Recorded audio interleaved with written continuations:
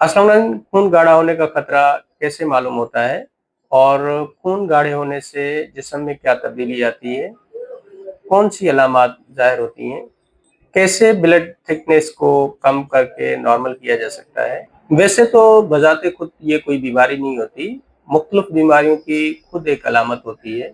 अलामात में चंद एक अलामात ये हैं, सर दर्द और चक्कर आना, सर में मुसलसल बोझ महसूस होना, हर वक्त थकावट का होना, ब्लड प्रेशर का बढ़ जाना, धुंधला नजर आना या नजर का अचानक मुतासर होना, खारिश खासतौर पर गर्मी में, गर्म पानी के नहाने से, गर्मियों में जिल्द पर शदीद खारिश का होना, हाथों और पाँवों में सुइयां चुभना, बेहिसी महसूस होना, कानों में मुसलसल घंटियों का बजना या शोर की आवाज आना, किसी टांग में दर्द और सोजश का होना, सीने में दर्द, सांस लेने में दुश्वारी महसूस होना, अचानक बोलने में मुश्किल आना, फालिज जैसी अलामत हो सकती है।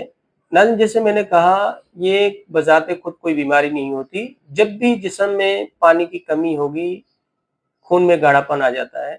अगर वजह पानी की कमी है तो पानी का ज़्यादा इस्तेमाल करें, ब्लड नॉर्मल हो जाएगा। रसदार फल, तुर्श फल, किन्नू, माल्टा, अनार, आलू बुखारा ब्लड क्लॉटिंग में मुफीद है। मीठी और मुर्गन ग़िज़ाएँ कम और सब्जियों का इस्तेमाल करें। वॉक और एक्सरसाइज करें। आपकी बॉडी में खून की कमी नहीं है और काफ़ी अरसे से अगर आपने ब्लड डोनेट नहीं किया तो ब्लड डोनेट करें। चंद ही दिनों में आपकी बॉडी में फ्रेश ब्लड बन जाएगा। अपना ख्याल रखें। अल्लाह हाफ़िज़।